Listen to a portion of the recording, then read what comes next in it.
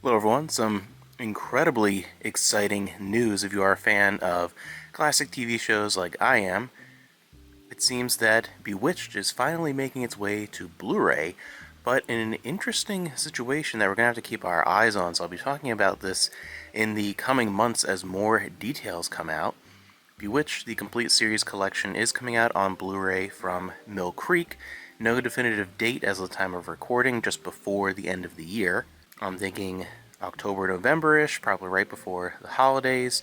I'm also thinking October, November, because there is a competing release, but very different, coming from Imprint out of Australia. This is a very interesting situation. I don't think I've ever seen this quite like this, where a series was being released by multiple companies around the same time, and the curious thing is going to be seeing what the differences are between these releases. The Mill Creek set, I assumed was coming, I thought probably last year, but it's glad it's coming now, ever since they did the complete series of I Dream of Jeannie.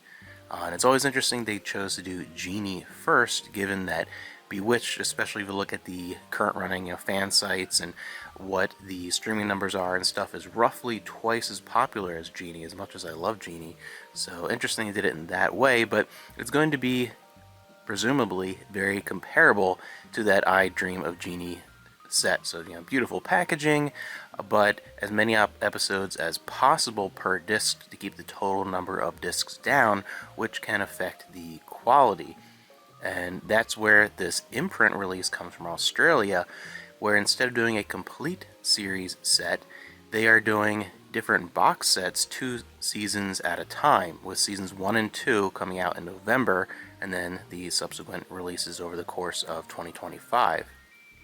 They are going to be in nicer kind of collector's looking box sets. It's 2 seasons at a time, similar to how Mill Creek did with the DVD releases.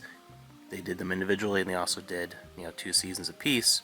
So this line from Imprint is obviously going to end up being more expensive. It's going to take up more room with having multiple box sets, but I think it's more than likely going to be of higher quality. I think it'll be interesting when more information comes out, seeing one, what source are Mill Creek and Imprint using? Are they the same source from Sony that they're using? What kind of process did it go through for the Blu-ray release? Did Imprint put a little more effort in compared to Mill Creek? And then also the number of discs. When we look at it, I feel like they're going to be a total number larger in the Imprint release, as they're probably going to have fewer episodes per disc and higher quality. So I think Mill Creek's going to be more of the smaller, budget-friendly release of the whole thing, and then Imprint's going to be a little bit more of the collector's side, probably a little higher quality, but that's just speculation based on the releases that these two companies have done in the past.